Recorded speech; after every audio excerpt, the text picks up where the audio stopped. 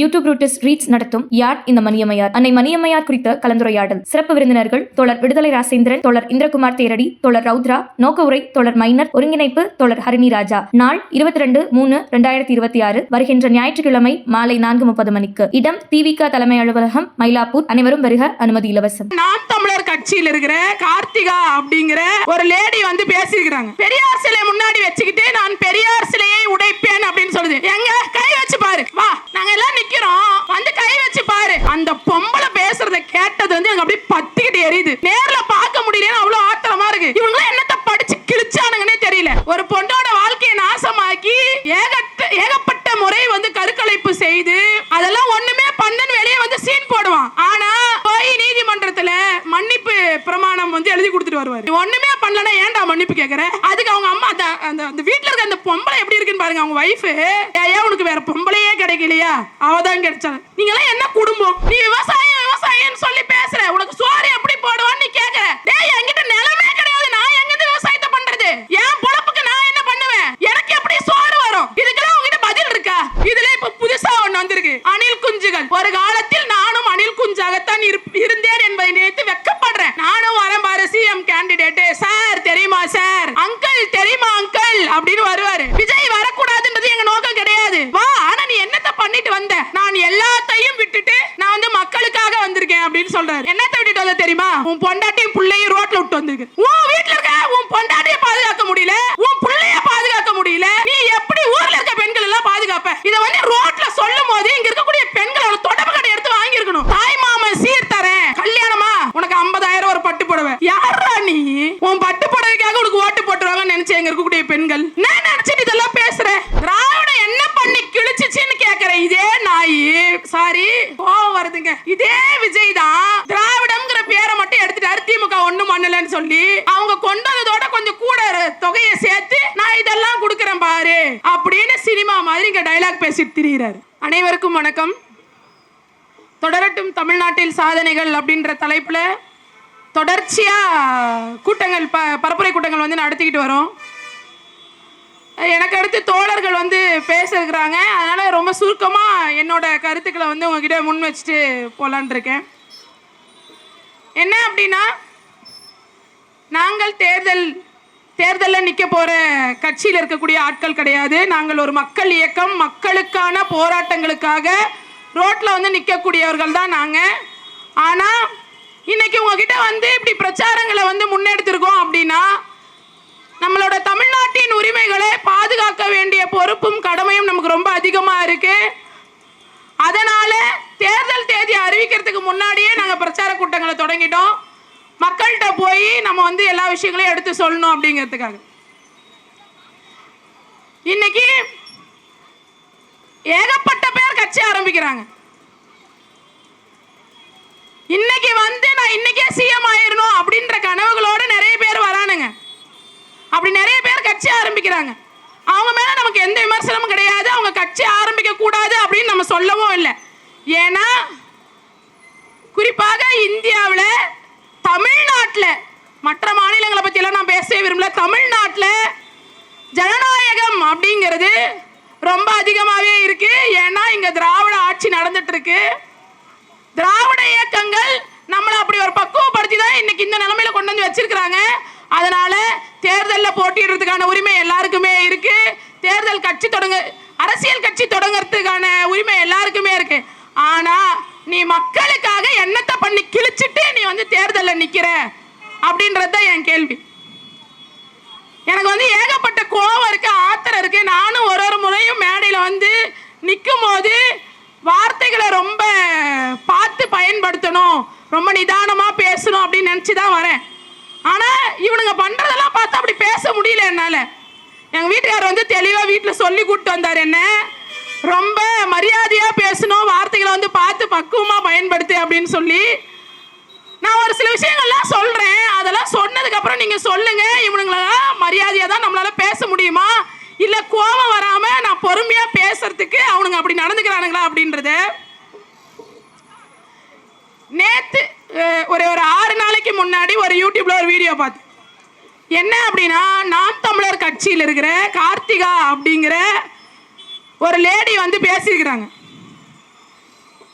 பெண்களை வந்து சரிக்கு சமமா நடத்தணும் அப்படின்ற சமநீதி சமூக நீதி பேசக்கூடிய திராவிட இயக்கத்துல தான் நானும் இருக்கேன், திராவிடர் விடுதலை கழகங்கிற அமைப்புல. ஆனா அந்த பொம்பளை பேசுறத கேட்டது வந்து எனக்கு அப்படியே பத்திக்கிட்டு எரியுது. நேர்ல பார்க்க முடியலன்னு அவ்வளவு ஆத்திரமா இருக்கு. நாம் தமிழர் கட்சி நான் படிச்சவனுங்களை தான் வந்து எல்லாத்தையும் பாருங்க நான் கொண்டு வந்துட்டேன், எல்லாம் மாற்றத்தை கொண்டு வந்துட்டேன் அப்படின்னு எல்லாத்தையும் கூட்டாது நிக்க வச்சிருக்கானுங்க. இவங்களும் என்னத்தை படிச்சு கிழிச்சானுங்கன்னே தெரியல. வரலாற்றை பத்தின ஒரு அறிவும் கிடையாது, ஒரு மண்ணும் கிடையாது. அந்த மண்டையில மசாலா தான் இருக்குதுன்னு நினைக்கிறேன். அந்த அம்மா வந்து சொல்லுது பேசும்போது, பெரியார் சிலை முன்னாடி வச்சுக்கிட்டு நான் பெரியார் சிலையை உடைப்பேன் அப்படின்னு சொல்லுது. எங்க கை வச்சு பாரு, வா நாங்க எல்லாம் நிக்கிறோம், வந்து கை வச்சு பாரு. நீ பெரியார் எதிர்ப்பு அரசியல பேசிக்கிட்டு தமிழ்நாட்டில் எப்படி நீ ஆட்சிக்கு வந்துட முடியும்னு கனவு காண்றன்றதை எங்களுக்கு தெரியல. ஏன் இன்னைக்கு நாங்க இங்க இத்தனை பேர் வந்து நின்றுட்டு இருக்கிறோம். நான் வந்து என்ஜினியரிங் முடிச்சுட்டு லாயருக்கு படிச்சிருக்கிறேன். நான் இன்னைக்கு படிச்சுட்டு இங்க வந்து நிக்கிறேன்னா அதுக்கு காரணம் தந்தை பெரியார். தந்தை பெரியார் முன்னெடுத்த போராட்டங்களும் அவர் எடுத்த முன்னெடுப்புகளின் காரணமா தான் இன்னைக்கு நான் வந்து இங்க நின்று பேசிட்டு இருக்கிறேன். என்ன மாதிரி இருக்கக்கூடிய பெண்கள் எல்லாரும் வீட்டை விட்டு வெளியே வந்து பேசிட்டு இருக்கிறோம்னா அதுக்கு காரணம் தந்தை பெரியார். அப்படி இருக்கும்போது நாங்க வந்து பெரியார் சிலையை உடைத்துருவோம் அப்படின்னு நீ சொல்லிடுவேன், நாங்க வந்து அதை வேலைக்கு பார்த்து நின்றுருவோமா? அந்த அம்மா சொல்லும் போது நான் வந்து கலைஞர் வந்து என்ன பண்ணாரு, 9வது தான் படிச்சாரு, அவர் வந்து எப்படி கலைஞர் ஆவாரு அப்படின்னு. ஏமா நீ எந்த காலத்துல படிச்சு முடிச்சிருக்கிற, அவர் எப்ப படிச்சிருக்கிறாரு? அவரு 90கள்ல படிச்சிருக்காருன்னா அப்போ 9வது படிக்கிறதுக்கு எவ்வளவு பெரிய படிப்பு. அந்த அடிப்படை அறிவு கூட இல்லாத நீ எப்படி ஒரு கேண்டிடேட்டா உன்னால நிக்க வைக்கிறதுக்கு உங்க அண்ணன் தேர்ந்தெடுத்தான்னு எனக்கு சுத்தமா தெரியல. ஒருத்தன் வந்து ஓட்டு கேட்க வரான்னா என்னன்னு வந்து கேட்கணும், நான் மக்களுக்காக இந்த நலத்திட்டங்களை செய்ய போறேன், அந்த நலத்திட்டங்களை செய்ய போறேன்னு வந்து ஓட்டு கேட்க வரலாம். ஆனா நீ நான் பெரியார் சிலையை உடைப்பேன், நான் பெரியார் சிலை இல்லாம ஆக்கிடுவேன் அப்படின்னா அப்போ நீ மக்களுக்காக தேர்தல் களத்துக்கு வரியா, இல்ல இறந்தும் இன்னும் உங்களெல்லாம் ஆட்டி படைச்சிட்டு இருக்கிறாரு இல்ல அந்த ஆள் சிலையை எடுக்கணுன்றதுக்காக நீ வந்து தேர்தல் களத்துக்கு வரியா? நீங்க டெபாசிட் கூட வாங்காம தோத்து போறீங்க, அது வேற விஷயம் வைங்க. எந்த ஒரு அடிப்படை நாகரிகமும் கிடையாதுங்க இவனுங்களுக்கு. அந்த அம்மா சொல்லுது வெறும் 100 ரூபாய் தான் கலைஞர் வந்து கதை எழுதி வாங்கினாரு, இன்னைக்கு எப்படி அவங்களுக்கு இவ்வளவு கோடி சொத்து இருக்குன்ட்டு. அப்பவே பராசக்தி படத்துக்கு 1 லட்சம் ரூபாய் சம்பளம் வாங்கி இருக்கிறாரு. இன்னைக்கு 1 லட்சத்துக்கும் அன்னைக்கு 1 லட்சத்துக்கும் வித்தியாசம் இல்லையா? நான் நல்லா வாயில வருது என்னத்த சொல்றது இவனுங்களுக்கு தான் எனக்கு தெரியவே இல்லை.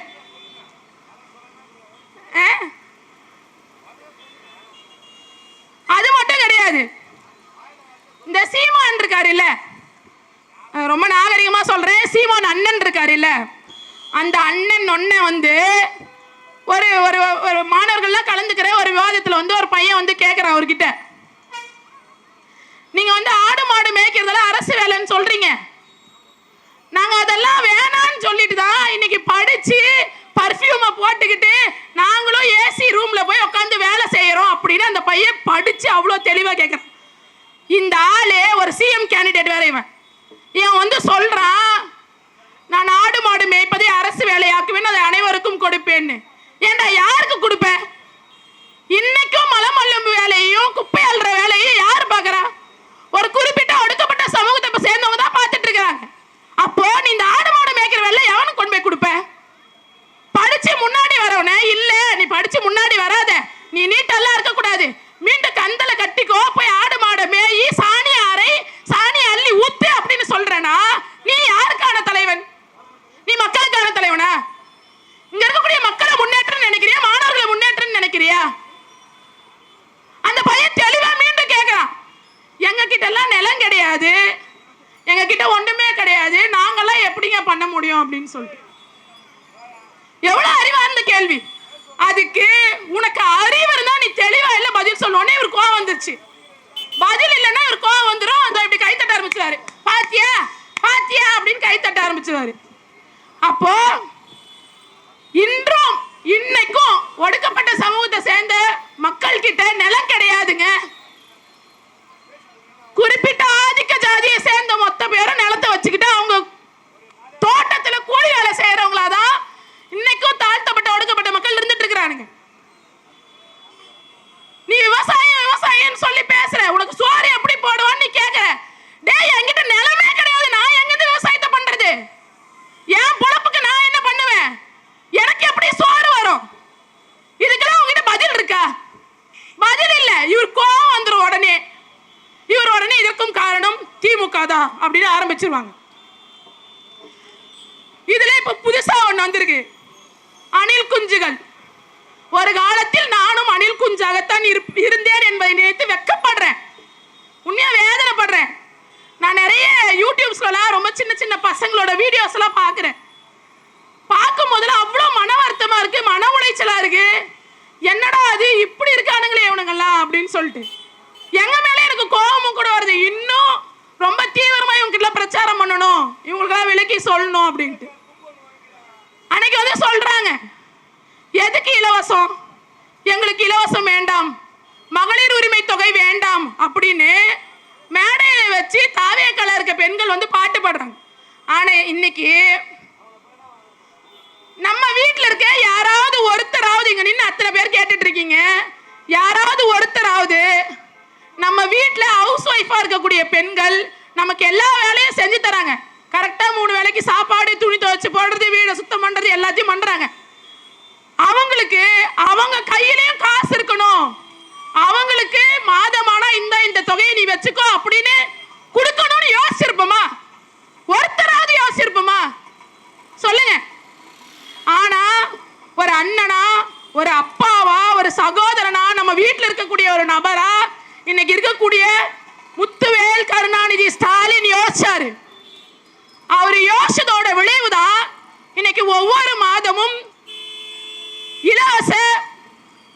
இலவசம் சொல்லக்கூடாது, அவர் தெளிவா சொல்லியிருக்காரு, மகளிர் உரிமை தொகை அப்படின்னு சொல்லிட்டு. நான் அதை உனக்கு இலவசமா தரல, அது உங்களோட உரிமை, அந்த உரிமை தொகையை உங்களுக்கு நான் கொடுக்கிறேன், மாதம் 1000 ரூபாய் அப்படின்னு சொல்லிட்டு. இன்னைக்கு எத்தனை பெண்கள் கையில அவங்க யார்கிட்டயும் எதிர்பார்க்காம இருக்கிறதுக்கு ஒரு வாய்ப்பா இருக்கு அப்படின்னு நம்ம யோசிச்சு பார்க்கணும்.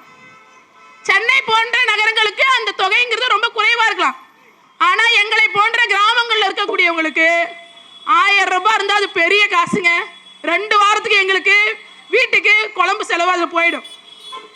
நான் என் வீட்டில் இருக்கிற யாரையா பார்த்துட்டு இருக்க வேண்டிய அவசியம் இல்லை. என் பிள்ளைக்கு உடம்பு சரியில்லைன்னா நான் தூக்கிட்டு ஹாஸ்பிட்டல் போக முடியும். அப்போ இது எத்தனை பெண்களுக்கு அவங்க பொருளாதார விடுதலை அடையறதுக்கான ஒரு அடித்தளமா இருக்கு அப்படிங்கிறத நம்ம சிந்திச்சு பார்க்கணும்.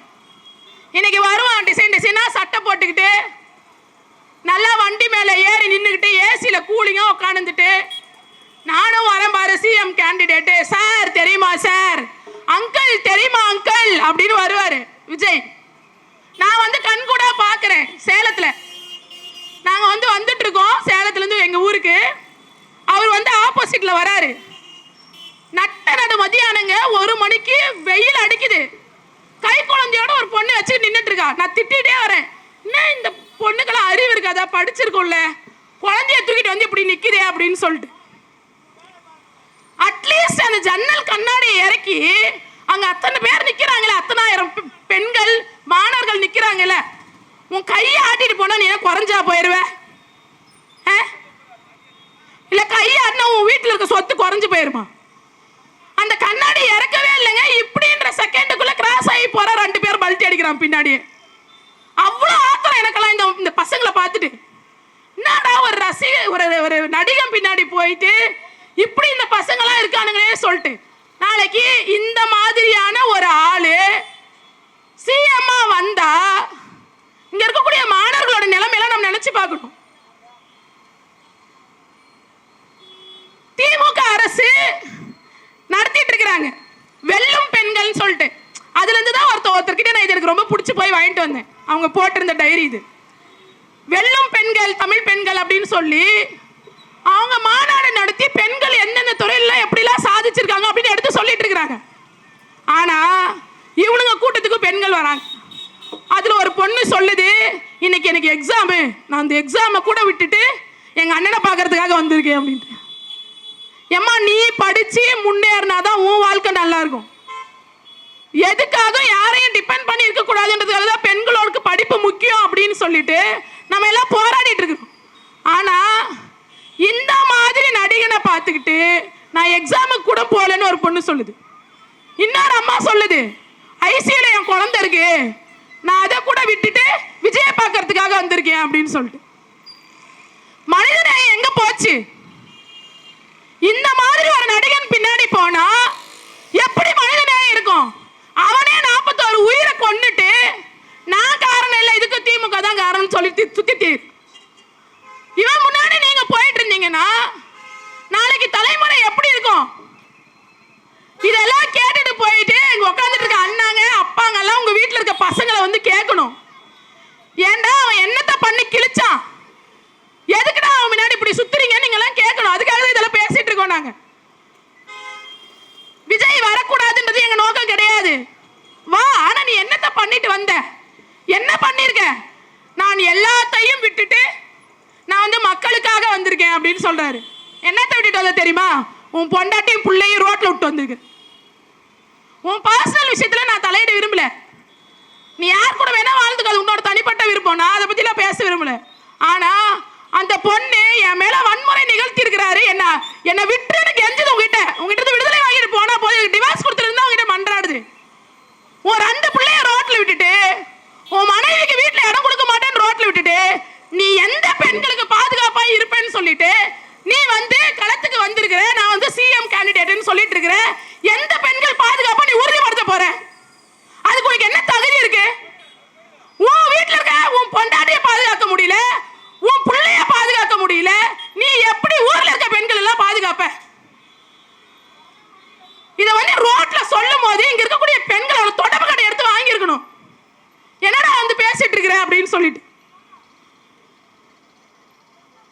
இப்படிப்பட்ட நபர்களை நம்ம முதல்வராக்குனா நம்ம வீட்டில் இருக்கக்கூடிய பெண்கள் நிலைமை என்ன ஆகும் அப்படிங்கறத சிந்திச்சு பார்க்கணும். இன்னைக்கு திராவிடம் என்ன பண்ணி கிழிச்சுது அப்படின்னு இங்க இருக்கக்கூடிய இந்த சீமான் போன்ற, இந்த விஜய் போன்ற அணில் குஞ்சுகள் எல்லாம் கத்திட்டு அலையிறானுங்க.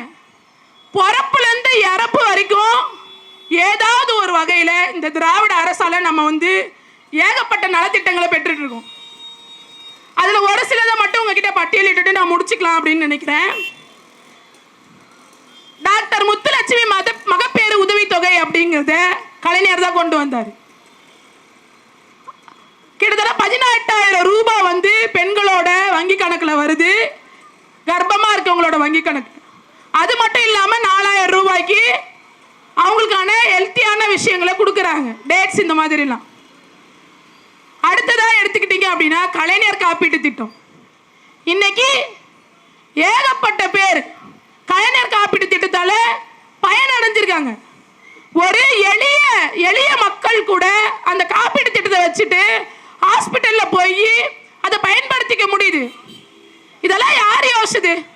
நம்ம வீட்டில் இருக்கிற ஒருத்தரா, நம்மளோட நலன்ல அக்கறை கொண்ட ஒருத்தரால மட்டும் இதெல்லாம் யோசிக்க முடியும். அப்படி கொண்டு வந்ததுதான் கலைஞர் காப்பீட்டு திட்டம். அது மட்டும் கிடையாதுங்க, காலை உணவு திட்டம். இது இந்தியாவுக்கே முன்னோடியா திகழ்து. இன்னைக்கு காலை உணவு திட்டம் ஏதோ மாணவர்களுக்கு மட்டும் பயனா இல்ல, வீட்டில் இருக்கக்கூடிய பெண்களுக்கும் பெரிய சுமையை வந்து குறைக்குது. ஏன்னா காலையில மதியம் என்ன சமைக்கணும்ன்றதை யோசிச்சு எத்தனை பெண்கள் வந்து ஸ்ட்ரெஸ் ஆகுறாங்க தெரியுமா? காலையில எந்திரிச்சு அந்த பையனுக்கு சாப்பாடு செஞ்சு சீக்கிரம் கொடுத்து அனுப்பிச்சிடணும் அப்படின்னு யோசிச்சுட்டு தூக்கத்தை தொலைக்கிற பெண்கள் ஏகப்பட்ட பேர் உண்டு.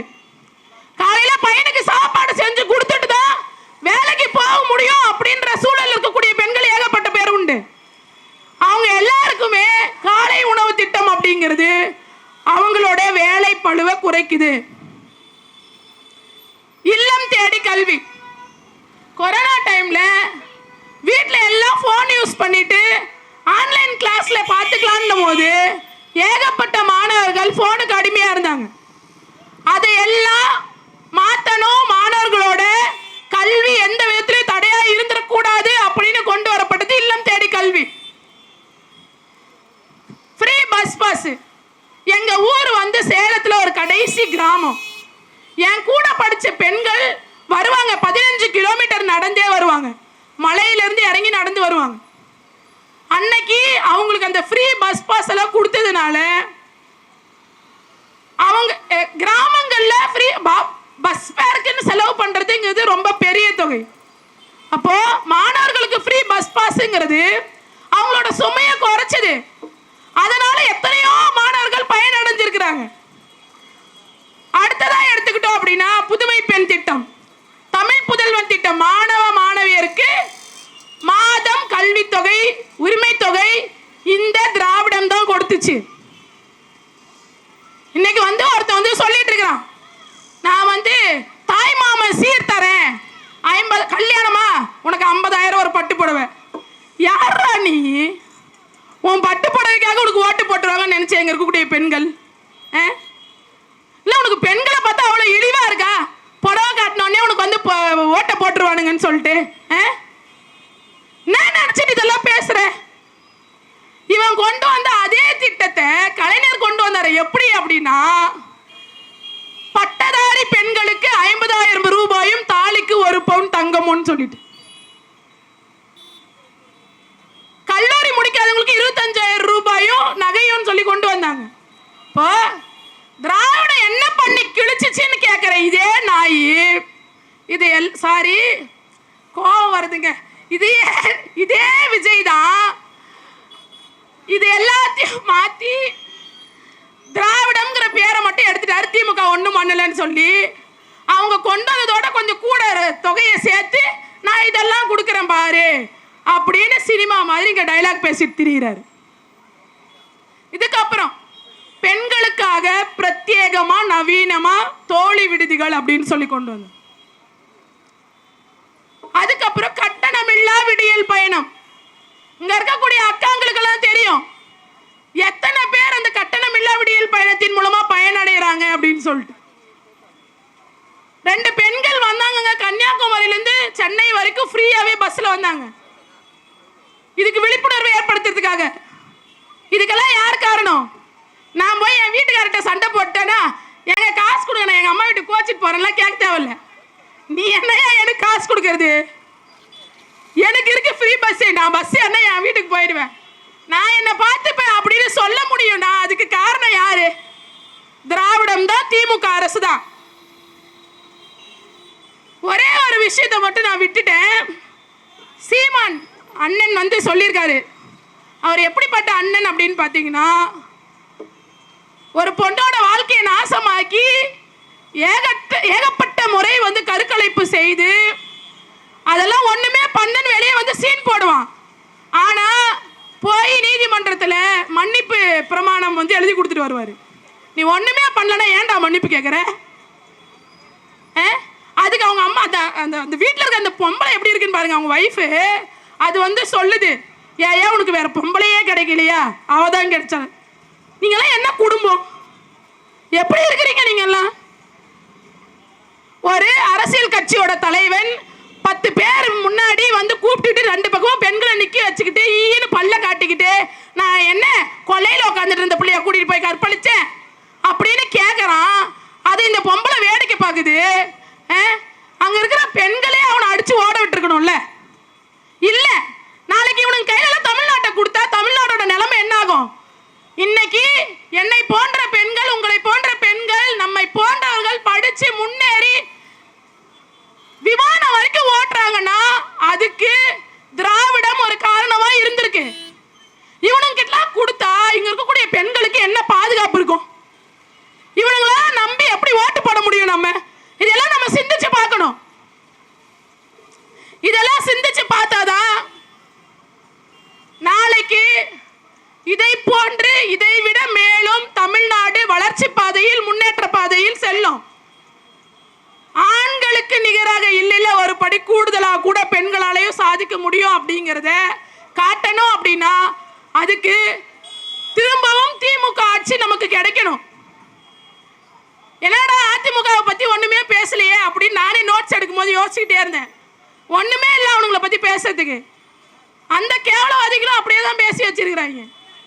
CV சண்முகம்ங்கிறவர் சொல்றாரு, முதலமைச்சர் நல்ல மாதிரி நீங்க கனவு காணுங்க, அதை நான் நிறைவேற்றுறேன், உங்க கனவு என்னன்னு சொல்லுங்கன்னு கேட்டா அந்த ஆளு வந்து வெக்கமே இல்லாம மைக்கு முன்னாடி நின்னுகிட்டு என் கனவுல நயன்தாரா வருது அப்படின்னு சொல்றான். அப்படின்னா அவனுக்கெல்லாம் நாம ஓட்டு போடுறோம் அப்படின்னா நாளைக்கு நயன்தாராவை எடுத்து பொதுவெளியில பேசுனவன் நம்ம வீட்டு பெண்களை பேசுறதுக்கு கொஞ்ச நேரம் கூட ஆயிடாது. இதெல்லாம் நாம சிந்திக்கணும். அதே அதிமுக சீனிவாசன் ஒருத்தர் அப்ப உடனே பேசுற இன்னொரு பேட்டியில திமுக இருந்து எல்லாருக்கும் புடவை கொடுத்திருக்கிறாங்க. இவனுங்களும் ஆட்சியில் இருந்தப்ப எல்லாருக்கும் புடவை கொடுத்திருக்கிறாங்க. ஆனா அந்த ஆள் கேட்கறான், உள்பாடலை யார் தருவாங்க அப்படின்னு. அப்போ பெண்களை இவ்வளவு இழிவா, பெண்களுக்கு குடிக்கக்கூடிய ஒரு பொருட்களை இவ்வளவு இழிவா கொச்சையா பாக்குற இவனுங்க கையில எல்லாம் ஆட்சி போனா நாளைக்கு நம்ம வீட்டு பெண்களோட நிலைமை எப்படி இருக்கும் அப்படிங்கறத சிந்திச்சு பார்த்து நம்ம ஓட்டளிக்கணும். இப்படி ஏகப்பட்ட நலத்திட்டங்களை பெண்களுக்காகவும், இங்க இருக்கக்கூடிய மாணவர்களுக்காகவும், இங்க இருக்கக்கூடிய மக்களுக்காகவும் நம்மில் ஒருவராய் இருந்து செய்யக்கூடிய திமுக கழகத்தோட கூட்டணி கட்சி தான் திரும்பவும் ஆட்சிக்கு வரணும். அப்படி வந்தாதான் நம்மளோட உரிமைகள் பாதுகாக்கப்படும் அப்படின்றத சொல்லி ஸ்டாலின் தொடரட்டும், தமிழ்நாடு வெல்லட்டும் என்று என் உரையை நிறைவு செய்து கொள்கிறேன். நன்றி, வணக்கம்.